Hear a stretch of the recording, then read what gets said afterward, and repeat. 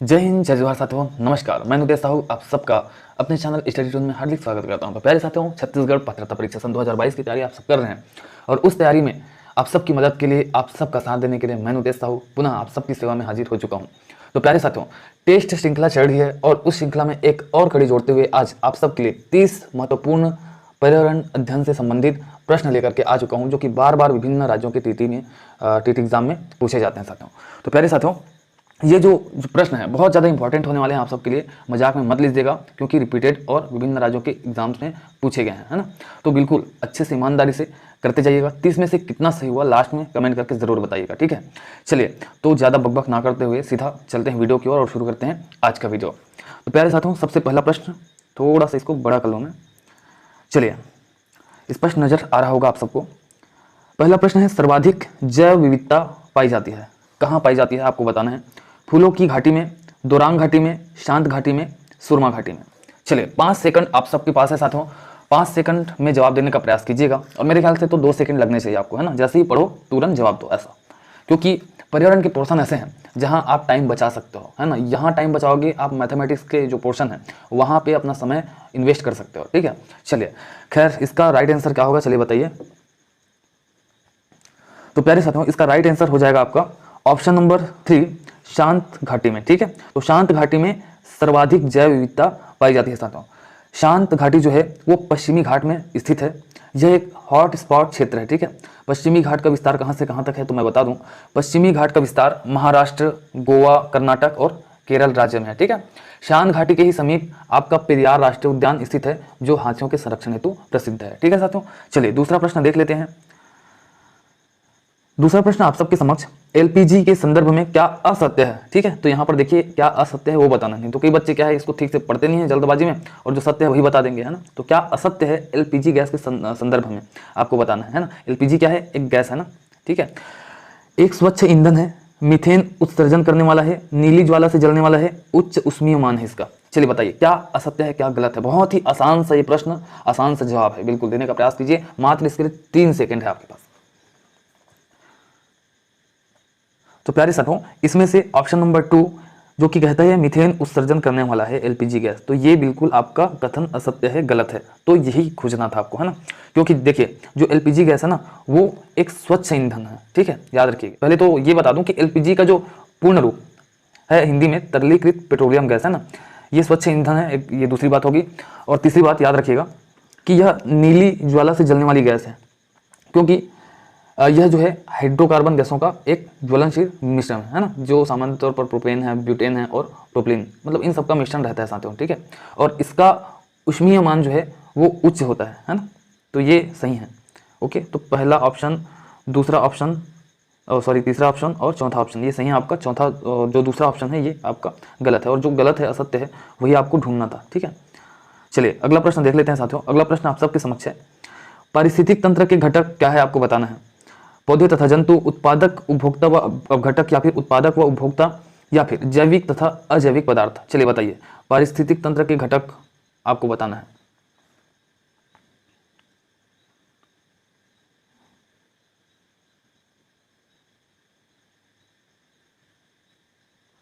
तो प्यारे साथियों, जो पारिस्थितिक तंत्र होता है उसमें मुख्यतः 2 अव्यय अर्थात 2 घटक होते हैं। एक होता है जैविक और एक होता है अजैविक, ठीक है। जैविक घटकों में प्राथमिक उत्पाद, शाकाहारी, मांसाहारी, सर्वाहारी, है ना, इत्यादि सम्मिलित है, जबकि अजैविक घटकों में तापमान, वर्षा, सूर्य की रोशनी, मिट्टी या जल, रसायन इत्यादि सम्मिलित है, ठीक है। आप समझ पाए होंगे, जैविक और अजैविक पदार्थ घटक है आपके पारिस्थितिक तंत्र में, ठीक है। तो राइट आंसर हो जाएगा ऑप्शन नंबर 4। चलिए, अगला प्रश्न और बहुत इंपॉर्टेंट प्रश्न है आप सबके लिए। मकर रेखा है, मकर रेखा क्या है बताना है ना। 23.5 डिग्री साउथ, 23 मतलब 23.5 डिग्री साउथ, या फिर 23.5 डिग्री नॉर्थ, क्या है बताइए मकर रेखा। तो प्यारे साथियों, जो मकर रेखा है वह 23.5 डिग्री दक्षिण, 23.5 डिग्री दक्षिण है, जो दक्षिणी गोलार्ध में भूमध्य रेखा के समानांतर पश्चिम से पूरब की ओर खींची गई काल्पनिक रेखा है, ठीक है। तो मकर रेखा काल्पनिक है कि नहीं है ये भी आपको पूछा जा सकता है। तो जो मकर रेखा है वो एक काल्पनिक रेखा है ना, ये याद रखिएगा, ठीक है। मकर रेखा के उत्तर में तथा कर्क रेखा के दक्षिण में स्थित क्षेत्र उष्ण कटिबंधीय क्षेत्र कहलाता है, ये भी आप याद रख सकते हैं। और 22 दिसंबर को जब सूर्य मकर रेखा में लंबवत चमकता है ना, तो इस स्थिति को मकर संक्रांति कहा जाता है। ठीक है, तो राइट आंसर क्या होगा? 23.5 डिग्री साउथ। ओके, चलिए अगला प्रश्न देख लेते हैं। अगला प्रश्न है, इकोसिस्टम शब्द का प्रयोग सर्वप्रथम किसने किया? Doctor R.D. मिश्रा ने, डॉक्टर विटाकर ने, या डॉक्टर उडम ने, या फिर डॉक्टर A.G. टॉन्सले ने? बताइए, इकोसिस्टम शब्द का प्रयोग सर्वप्रथम किसने किया था? तो प्यारे साथियों, इसका राइट आंसर हो जाएगा option number 4, doctor A.G. Tansley ने सबसे पहले इकोसिस्टम शब्द का प्रयोग किया था। ठीक है साथियों, चलिए अगला प्रश्न देख लेते हैं। अगला प्रश्न है, निम्न में से कहाँ आर्सेनिक द्वारा जल प्रदूषण सर्वाधिक है? मतलब आर्सेनिक क्या है? जल प्रदूषण करता है। तो आर्सेनिक के द्वारा जल प्रदूषण कहाँ पे सबसे ज़्यादा होता है वो बताना है। उत्तर प्रदेश में, पश्चिम बंगाल में, बिहार में, या फिर मध्य प्रदेश में? चलिए बताइए कहाँ पर होता है। प्यारे साथियों, एक चीज़ मैं बताना चाहूँगा, लगभग 11:30 हो गए और नींद बहुत ज़्यादा है, इस कारण से ना थोड़ा कभी कभी ऐसा लगता है कि मैं क्या बोलूँ, मतलब कुछ भी निकल रहा है मुँह से, है ना। तो कहीं कहीं पे मिस्टेक हो जाएगा, थोड़ा सा लफ्ज़ अगर फिसल जाएंगे ना, जुबान फिसल जाए तो क्षमा कीजिएगा, है ना, क्योंकि नींद हावी है। अभी मैं पढ़ा रहा हूँ, तो फिर भी मैं पढ़ा रहा हूँ क्योंकि आपको पढ़ाना है, इस कारण से। चलिए, तो इसका राइट आंसर प्यारे साथियों हो जाएगा ऑप्शन नंबर 2, पश्चिम बंगाल में। ठीक है, तो पश्चिम बंगाल में सबसे ज़्यादा आर्सेनिक के कारण जल प्रदूषण होता है, याद रखिएगा। ठीक है, चलिए अगला प्रश्न देख लेते हैं। और अगला प्रश्न देखने से पहले थोड़ा सा अपन इसका कलर चेंज कर लेते हैं, ये कलर बेस्ट रहेगा मेरे ख्याल से। चलिए अगला प्रश्न है आपका, भारत में पश्चिमी घाट के दक्कन सूक्ष्म है क्योंकि निम्न ताप प्रभाव है, दाब प्रभाव है, रैन शैडो प्रभाव है, उच्च तुंगता प्रभाव है? बताइए, जो भारत का पश्चिमी घाट है ना, वो दक्कन शुष्क क्यों है, आपको बताना है। तो प्यारे साथियों, इसका राइट आंसर हो जाएगा ऑप्शन नंबर 3, रेन शैडो प्रभाव है। कौन सा प्रभाव है? रेन शैडो प्रभाव। इस कारण जो भारत में पश्चिमी घाट है वो दक्कन शुष्क है ना। अब क्यों, इसका रीज़न आप पूछना चाहेंगे, तो मैं बताना चाहूँगा क्योंकि इसलिए दक्कन शुष्क है क्योंकि जैसे ही ग्रीष्म मानसून भारत के पश्चिमी तट पर पहुँचता है ना, मतलब ग्रीष्म के पश्चात जो मानसून आता है ना, ग्रीष्म के पश्चात जो मानसून आता है वो भारत के पश्चिमी तट पर पहुंचता है और वे पश्चिमी घाट की ओर ऊपर उठते हैं और जो हवा है वो ठंडी हो जाती है। जब तक हवाएं पश्चिमी घाट पर पहुंचती है तब तक वे अपनी अधिकांश जो नमी है वो खो चुकी होते हैं और घाटों के पूर्व में दक्कन के पठार पर बहुत कम वर्षा करते हैं।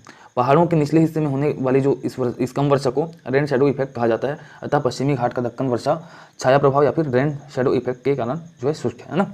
चलिए अगला प्रश्न देख लेते हैं।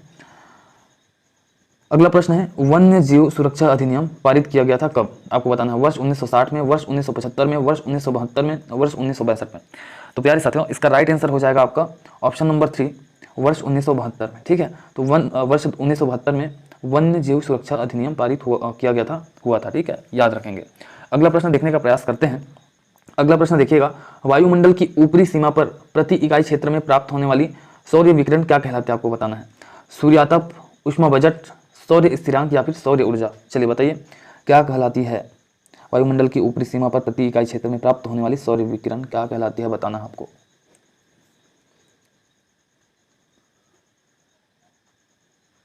तो प्यारे साथियों, जो वायुमंडल है उसकी ऊपरी जो सीमा पर प्रति इकाई क्षेत्र में प्राप्त होने वाली सौर्य विकिरण है वह सौर्य स्थिरांक कहलाती है। ठीक है, तो ये आपका राइट आंसर हो जाएगा सौर्य स्थिरांक। ठीक है साथियों, अगला प्रश्न देखते हैं।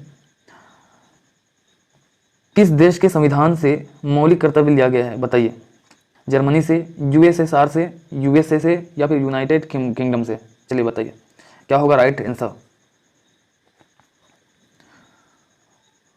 तो प्यारे साथियों, इसका राइट आंसर हो जाएगा सोवियत संघ, यूएसएसआर, है ना। ठीक है, जो आज का रूस है।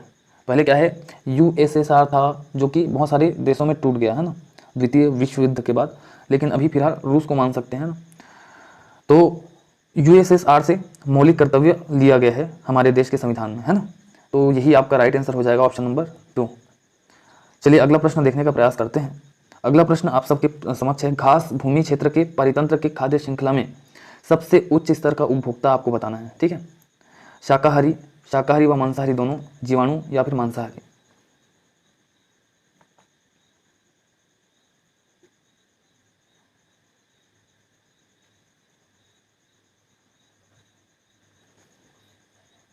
तो प्यारे साथियों, इसमें मांसाहारी सबसे उच्च स्तर का उपभोक्ता होगा। जैसे कि आपका घास है ना, घास को टिड्डे ने खाया, ठीक है, या फिर गाय ने खाया।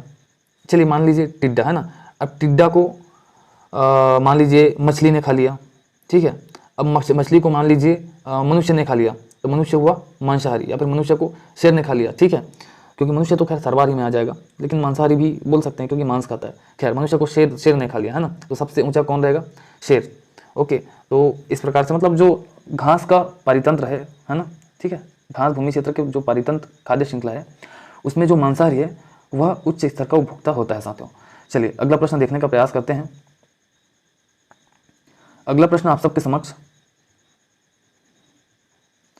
वायुमंडल का प्रमुख स्तर जो पृथ्वी के सबसे पास है ना, समताप मंडल है, अयन मंडल है, मध्य मंडल है या फिर क्षोभ मंडल? तो बहुत ही सरल है और आप सब जानते हैं कि इसका राइट आंसर होगा क्षोभ मंडल। क्षोभ मंडल जो है वायुमंडल का एक प्रमुख स्तर है जो कि पृथ्वी के सबसे पास है साथियों, ठीक है।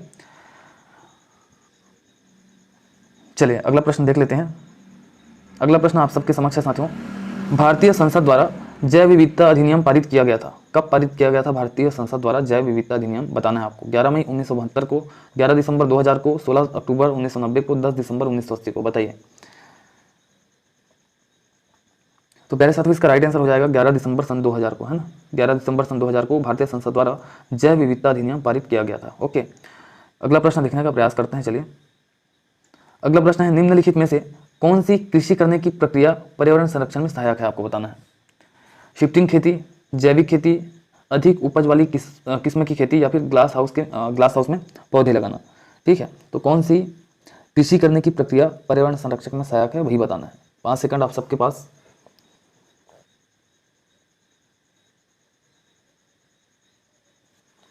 तो प्यारे साथियों, जब हम जैविक कृषि करते हैं, जैविक खेती करते हैं, तो उससे क्या है, पर्यावरण को कोई नुकसान नहीं होता। तो पर्यावरण संरक्षण में सहायक कौन होगा? जैविक खेती ही होगा आपका, ठीक है। तो राइट आंसर हो जाएगा ऑप्शन नंबर 2। ओके, अगला प्रश्न देखने का प्रयास करते हैं। चलिए अगला प्रश्न है, अम्लीय वर्षा संबंधित किससे? आपको बताना है। हाइड्रोक्लोरिक एसिड से, बोरिक अम्ल से, एसिटिक एसिड से, सल्फ्यूरिक एसिड से? बताइए, 5 सेकंड है।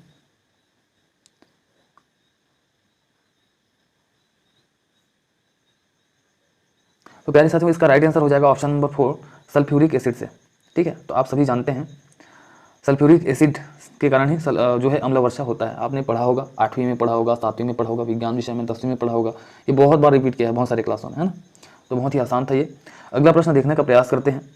30 में से कितना आ रहा है आपका, है ना, वो ज़रूर आप कमेंट बॉक्स के माध्यम से रखने का प्रयास करेंगे, ताकि हमें भी आनंद मिलता है आपके नंबर्स देख के, है ना।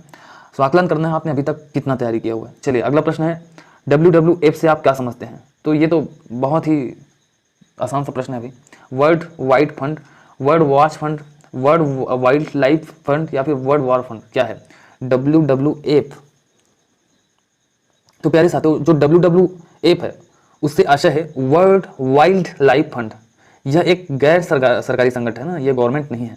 इसकी स्थापना सन 1961 में स्विट्जरलैंड में हुई थी। याद रखिएगा कब हुई थी? 1961 में। और कहाँ हुई थी? स्विट्जरलैंड में। ओके, ठीक है। WWF से आशा है वर्ल्ड वाइल्ड लाइफ फंड, जिसकी स्थापना 1961 में हुई स्विट्जरलैंड में। ओके, यह विश्व का सबसे बड़ा स्वतंत्र पर्यावरणीय संगठन है जो पर्यावरण के संरक्षण, शोध एवं पुनर्स्थापना के लिए कार्य करता है। तो ऐसे जो संगठन है उसको मैं हृदय से प्रणाम करता हूँ, क्योंकि आखिर हमारा जीवन हमारे पर्यावरण पर ही टिकी हुई है ना। यदि पर्यावरण बिगड़ गया, वातावरण बिगड़ गया, तो इंसान मर जाएगा एक दिन, है ना।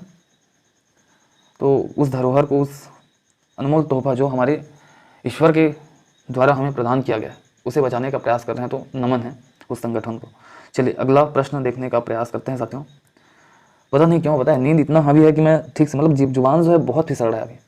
अगर कुछ भी इधर से उधर हो रहा है तो क्षमा कीजिएगा। हालांकि आंसर सटीक बताऊंगा, वो इधर से उधर नहीं होगा, लेकिन जो टोन है बोलने का वो जुबान फिसल रहा है, पता नहीं क्यों। चलिए अगला प्रश्न है, फूलों की घाटी कहाँ पर स्थित है? जम्मू कश्मीर में, उत्तराखंड में, सिक्किम में, या फिर हिमाचल प्रदेश में? बताइए फूलों की घाटी कहाँ पर स्थित है साथियों। प्यारे साथियों इसका राइट आंसर हो जाएगा उत्तराखंड में स्थित है ना। जो फूलों की घाटी है वो कहाँ स्थित है? उत्तराखंड में।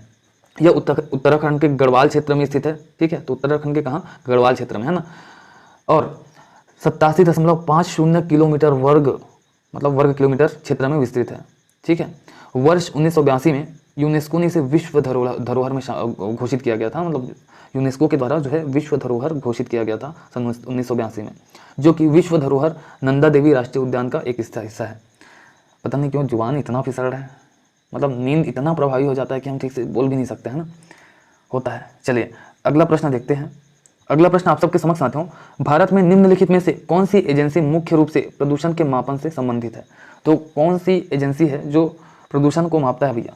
Green tribunal, survey of India, केंद्रीय जल आयोग या फिर केंद्रीय प्रदूषण नियंत्रण बोर्ड? तो प्यारे साथियों इसका राइट आंसर हो जाएगा केंद्रीय प्रदूषण नियंत्रण बोर्ड, ऑप्शन नंबर 4। ठीक है, चलिए अगला प्रश्न आप सबके समक्ष। कोटोपाक्सी एक जागृत ज्वालामुखी है जो कहाँ पर स्थित है, आपको बताना है। ठीक है, कोटोपाक्सी किसका नाम है भैया? ज्वालामुखी का नाम है, और ये एक जागृत ज्वालामुखी है ना। सिसिली में स्थित है, रॉकीज में स्थित है, इंडीज में या फिर हवाई में? बताइए कहाँ पर स्थित है। तो प्यारे साथियों जो कोटोपैक्सी है यह एक जागृत ज्वालामुखी है जो कि एंडीज पर्वत श्रृंखला में इक्वेडोर देश में स्थित है। कौन से देश में? इक्वेडोर देश में, है ना। यह विश्व के सबसे ऊंचे ज्वालामुखी पर्वतों में से एक है। इसमें वर्ष 1942 में अंतिम बार उद्गार हुआ था, मतलब ज्वालामुखी अंतिम बार कब फटा था लास्ट टाइम? 1942 में, है ना। यह अभी भी जागृत अवस्था में है, मतलब अंदर अंदर कुछ पक रहा है, कभी भी ये उगल सकता है ना। इस ज्वालामुखी पर्वत की ऊंचाई कितनी है पता है आपको? 5897 मीटर। सोचिए इतना बड़ा 5897 मीटर है ज्वालामुखी की ऊंचाई। सोच सकते हैं, अरे बाप रे, फट जाएगा तो पूरा एक जिला समाप्त हो जाएगा भाई, इतना, है ना। चलिए अगला प्रश्न आप सबके समक्ष है।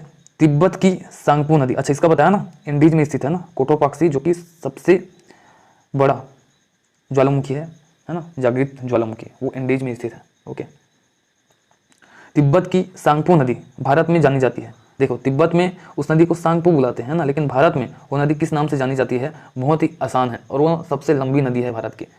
चलिए बताइए, गंगा, सिंधु, ब्रह्मपुत्र या फिर यमुना? तो प्यारे साथियों इसका आंसर हो जाएगा ऑप्शन नंबर 3, ब्रह्मपुत्र। ठीक है, अब यहाँ पर थोड़ा सा मैं बताना चाहूँगा कि जो तिब्बत की सांगपो नदी है वो भारत में ब्रह्मपुत्र के नाम से जानी जाती है, तो मैंने बता दिया है ना। यह नदी कैलाश श्रेणी के दक्षिण मानसरोवर झील के निकट महान हिमनद से निकलती है। ब्रह्मपुत्र का अधिकतर मार्ग तिब्बत में समानांतर है, जहाँ इसका नाम सांगपो है ना। ठीक है, मतलब तिब्बत में सांगपो बुलाते हैं। नामचा बारबा नामक पर्वत के पूर्वी किनारे के सहारे यह तीखा मोड़ लेते हुए दक्षिण पश्चिम दिशा में मुड़ते हुए अरुणाचल प्रदेश में प्रवेश करती है, जहाँ इसे दिहांग के नाम से जानते हैं। ठीक है, अरुणाचल प्रदेश में किस नाम से संबोधित करते हैं इस नदी को? दिहांग। ओके, तिब्बत में सांगपो, अरुणाचल प्रदेश में दिहांग, है ना। पासीघाट के निकट दो सहायक नदियों लोहित और दिहांग के मिलने के बाद इसका नाम ब्रह्मपुत्र पड़ जाता है। ठीक है साथियों, तो कहाँ पर ब्रह्मपुत्र पड़ता है? पासीघाट के निकट। ओके, चलिए अगला प्रश्न देखने का प्रयास करते हैं। ध्रुव तारा कहा जाता है, क्या कहा जाता है भैया? उत्तरी तारे को नहीं, ध्रुव तारा कहा जाता है किसको? उत्तरी तारे को, पूर्वी तारे को, पश्चिमी तारे को, दक्षिणी तारे को? बताइए। तो प्यारे साथियों उत्तरी तारे को ध्रुव तारा कहा जाता है। ठीक है, तो राइट आंसर हो जाएगा ऑप्शन नंबर 1। यह तारा ब्रह्मांड में स्थित एक ऐसा तारा है जो सदैव उत्तर की ओर इंगित करता है। आसमान में उत्तर की ओर देखने पर जो सबसे ज्यादा चमकता हुआ तारा है दिखाई देता है उसे ध्रुव तारा कहते हैं। यह तारा पृथ्वी से 390 प्रकाश वर्ष दूर है। कितना प्रकाश वर्ष दूर? 390 प्रकाश वर्ष दूर है। अंग्रेजी में इसको बोलते हैं पोल स्टार। क्या बोलते हैं? Pole star. ठीक है, एक ही जगह स्थिर नजर आने के कारण समुद्र व रेगिस्तान में सफर करने वाले लोग दिशा के ज्ञान के लिए इस तारे। चलिए अगला प्रश्न देखने का प्रयास करते हैं। भारत में प्रोजेक्ट टाइगर प्रारंभ किया गया था, कब किया गया था बताइए? भारत में प्रोजेक्ट टाइगर प्रारंभ किया गया था वर्ष 1972 में, 1985 में, वर्ष 1981 में या फिर वर्ष 1973 में? बताइए कब किया गया था? तो प्यारे साथियों इसका राइट आंसर हो जाएगा ऑप्शन नंबर 4, वर्ष 1973 में प्रोजेक्ट टाइगर का शुभारंभ किया गया था भारत में। ओके, अगला प्रश्न देखने का प्रयास करते हैं। कान्हा राष्ट्रीय उद्यान भारत के किस राज्य में स्थित है, आपको बताना है। पश्चिम बंगाल में, गुजरात में, तमिलनाडु में या फिर मध्य प्रदेश में? कहाँ पर स्थित है कान्हा राष्ट्रीय उद्यान? भारत के किस राज्य में स्थित है? तो ये बहुत ही आसान सा प्रश्न साथियों, ये मध्य प्रदेश में स्थित है, जो कि हमारा मातृ राज्य है। ठीक है, तो मध्य प्रदेश में कहाँ कौन स्थित है? कान्हा राष्ट्रीय उद्यान। चलिए अगला प्रश्न देखने का प्रयास करते हैं।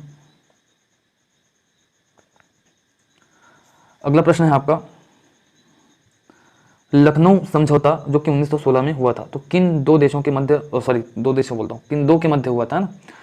कांग्रेस व मुस्लिम लीग के मध्य, नरम दल और गरम दल के मध्य, ब्रिटिश व भारतीयों के मध्य, हिंदू व मुस्लिम के मध्य? चलिए बताइए क्या होगा इसका आंसर। 5 सेकंड आप सबके पास। तो प्यारे साथियों लखनऊ समझौता 1916 में हुआ था, है ना, 1916 में हुआ था। किसके, किन दोनों के बीच में हुआ था? कांग्रेस एवं मुस्लिम लीग के मध्य। तो राइट आंसर हो जाएगा ऑप्शन नंबर 1, ठीक है, कांग्रेस और मुस्लिम लीग के मध्य हुआ था। यह समझौता उत्तर प्रदेश के लखनऊ में हुआ था। अरे यार इतना जबान फिसल रहा है, मैं क्या बताऊँ, ऐसे होता है नींद में मेरा, क्षमा चाहूँगा, है ना। तो उत्तर प्रदेश में हुआ था, उत्तर प्रदेश के लखनऊ में हुआ था, जिसकी अध्यक्षता कौन कर रहे थे? अंबिका चरण मजूमदार ने, ठीक है। चलिए अगला प्रश्न देखने का प्रयास करते हैं। अगला प्रश्न है जंगली गधों का अभ्यारण्य कहाँ है? ठीक है, जंगली गधा, उसका अभ्यारण्य राजस्थान में है, बिहार में है, मध्य प्रदेश में है, गुजरात में। तो कहाँ है भैया बताइए? तो प्यारे साथियों इसका राइट आंसर हो जाएगा ऑप्शन नंबर 4, गुजरात में स्थित है भैया जंगली गधों का अभ्यारण्य, है ना। चलिए अगला प्रश्न देखते हैं। अगला प्रश्न है कार्बन डेटिंग संदर्भित करता है, क्या चीज़ें बताता है? चट्टानों की शक्ति मापन को, श्वेत पट पर लिखने के लिए कार्बन के प्रयोग को, प्राचीन स्थलों में मौजूद हड्डियों या सामग्रियों की आयु मापन को, या फिर उपरोक्त सभी। चलिए बताइए। तो प्यारे साथियों इसका राइट आंसर हो जाएगा ऑप्शन नंबर 3, प्राचीन स्थलों में मौजूद हड्डियों या सामग्रियों की आयु मापन के लिए कार्बन डेटिंग का यूज़ किया जाता है। ओके, जैसे कि कोई बड़ा पेड़ है, वृक्ष, तो उसका भी आप कार्बन डेटिंग के जरिए उसका एज पता कर सकते हैं ना। चलिए अगला प्रश्न देखने का प्रयास करते हैं। संविधान सभा ने कब राष्ट्रीय गान को अपनाया था? 20 जनवरी 1950 को, 13 नवंबर 1949 को, 21 मई 1949 को, या फिर 24 जनवरी 1950 को। तो संविधान सभा ने कब राष्ट्रीय गान को अपनाया था, ये आपको बताना है। तो प्यारे साथियों इसका राइट आंसर हो जाएगा ऑप्शन नंबर 4, 24 जनवरी 1950 को अपनाया गया था राष्ट्रीय गान को, ठीक है, संविधान सभा के द्वारा। अगला प्रश्न देखने का प्रयास करते हैं। बायोमैग्निफिकेशन ये क्या है? समय के साथ ऊतक में विषैले पदार्थ की बढ़ती सांद्रता है, कंप्यूटर द्वारा चित्र के आकार में वृद्धि है, जीव के आकार में वृद्धि है, या फिर उपरोक्त सभी। तो प्यारे साथियों इसका राइट आंसर हो जाएगा ऑप्शन नंबर 1, समय के साथ ऊतक में विषैले पदार्थ की बढ़ती सांद्रता है बायोमैग्निफिकेशन। ओके, चलिए अगला प्रश्न देख लेते हैं। अगला प्रश्न है आप सबके समक्ष, निम्नलिखित में से कौन सा जैवमंडल का अजैविक घटक नहीं है? ठीक है, निम्नलिखित में से कौन सा जैवमंडल का अजैविक घटक नहीं है, आपको बताना है। प्रोटीन, फास्फोरस, कवक, या फिर मृदा। 5 सेकंड आप सबके समक्ष साथियों।